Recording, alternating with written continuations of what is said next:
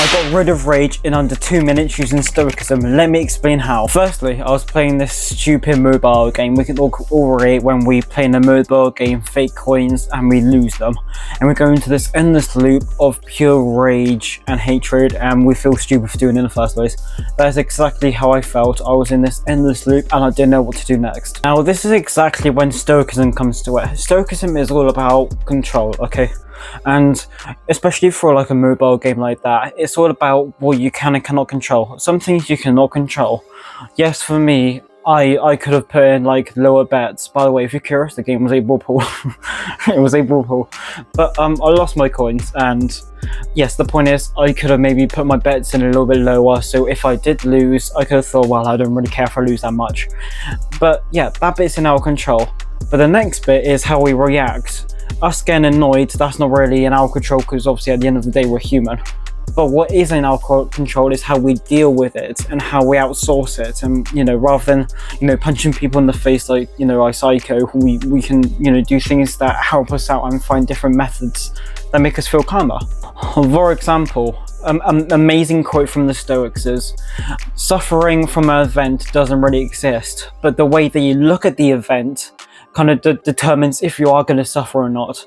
For instance, me, before I started to get into like stoicism, I would have looked at this and been so pissed off I wouldn't done anything about it, and I would have just blamed the game, blamed it for having bugs and stuff like that. Not that it does, but now that I know all about stoicism, I can be like, right, have I lost anything? No. Is it a game online? Yes. Has it affected me in the real world? No.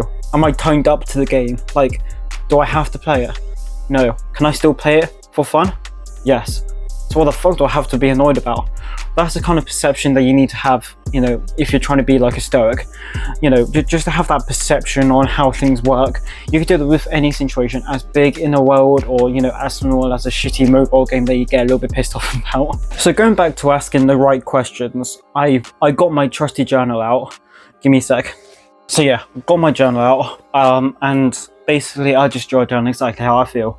And it's a weird kind of phenomenon. I kind of started to write down how I felt, and then my brain kind of changed a little bit.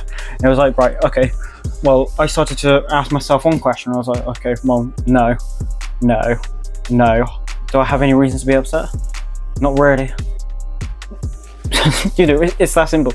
So like, linking it back into journaling and stoicism, journaling is a massive part of stoicism. For example, Marcus Aurelius, the one who wrote down Meditations, he was massive on journaling, massive, and it's over 2,000 years old. So I'm not going to go fully into journaling, but I highly recommend doing it, because like I said, just writing down how I felt kind of triggered some different things for me to think about, and that completely solved the problem.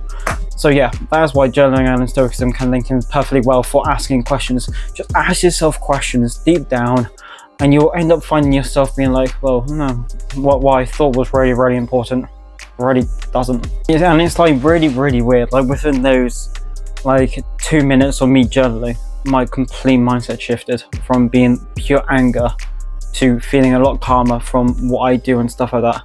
So it is very magical. It's generally like you write down how you feel, you start writing, and then you write down more, and then it's just like everything just gets lifted off your shoulders. I know everyone else says this, but it's true. It generally just happened. You write down what you think, and within 2 minutes it's gone. And you could do this a different way, whether you speak to your lovely girlfriend, or you speak to AI, or you speak to camera like this, whatever works, or whether you go for a walk. If you could do these kind of 2 principles, like 2-minute principles of when you just ask yourself these questions, turn off the game, or distance yourself from that thing, that can really change yourself. So listen, if this perception and asking yourself questions and all of this kind of relates to you, then please take a second to subscribe. It will really help me out.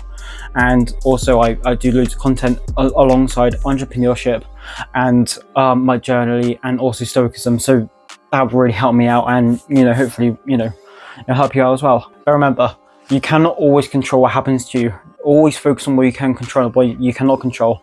But what you cannot control, don't worry about it. Just focus on what you can control and find out ways on how to adapt. The important thing about stoicism is adapting and finding new things out that work. So hopefully that helps, and if that does, like I said, like, subscribe, and hope to see you on the next video.